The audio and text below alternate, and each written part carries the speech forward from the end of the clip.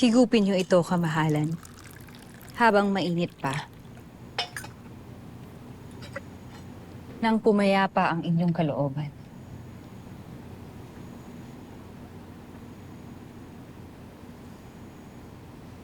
Higit na malakas ang loob na kung sino man ang nag-utos na ako ipapatay.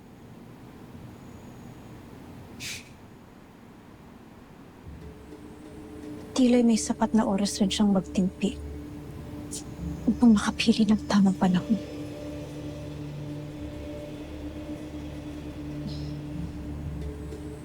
Sa tingin niyo, kamahalan, sino kaya ang nag-utos? Malakas ang aking hinala na ang punong konseho ang nasa likod ng lahat ng ito. Ngunit kailangan ko ng katibayan. Kaya't mahalaga na makita ko ang lahat sa tungkod ni Manong Uno. Dahil kung wala akong katibayan, ay mapipilitan na naman akong magkunwari na isang kapanalig tawon. At hindi pa siniyang taksil na kaaway.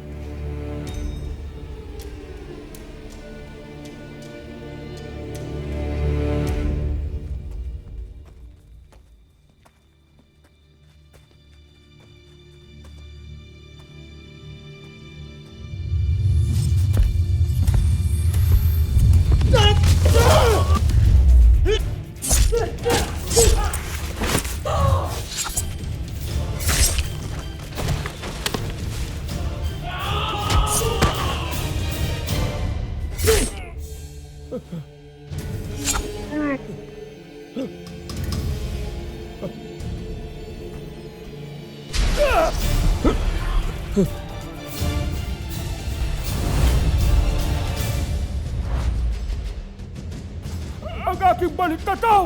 Na ngayon, akin na!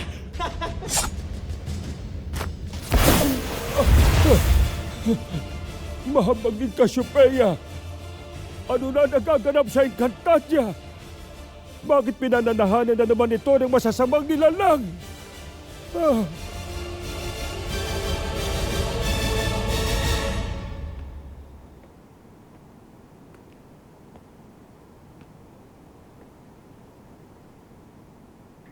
May tiwala ako kay Osram, Pastor.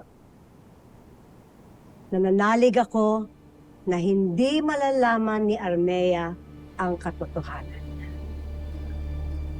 Ngunit matalino ang Hara, punong tabon.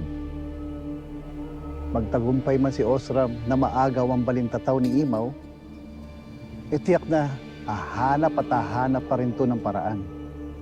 At natitiyak ko na isa ka sa pinaghihinalaan niya. Tandaan mo to, Baltor.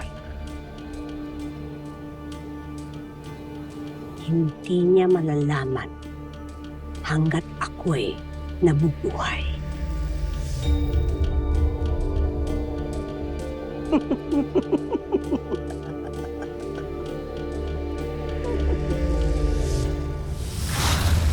Paano ka nakatakas mula sa mga sangre?